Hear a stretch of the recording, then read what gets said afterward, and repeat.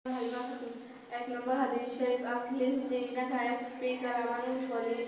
হাদিস শরীফের অর্থ তোমার ইমানকে খাঁটি করো, অল্প আমলে নাজাতের জন্য যথেষ্ট হইবে। ২ নম্বর হাদিস শরীফ খয়রুকুম মান তাআল্লামাল কুরআন ওয়া আল্লামাহু। হাদিস শরীফের অর্থ তোমাদের মধ্যে সর্বোত্তম ওই ব্যক্তি যে কুরআন মাজিদ শিক্ষা করে এবং অপরকে শিক্ষা দেয়। ৩ নম্বর হাদিস শরীফ তলাবুল ইলমি ফারিদাতুন আলা কুল্লি মুসলিম। হাদিস শরীফের অর্থ তিনি এলেম তলব করা প্রত্যেক মুসলমানের উপর ফরজ। ৪ নম্বর হাদিস শরীফ আত-তুহুর শাতরুল ঈমান। হাদিস শরীফের অর্থ পবিত্রতা ঈমানের অঙ্গ। ৫ নম্বর হাদিস শরীফ as-সালাতু মিফতাহুল জান্নাহ। হাদিস শরীফের অর্থ নামাজ বেহেশতের চাবি।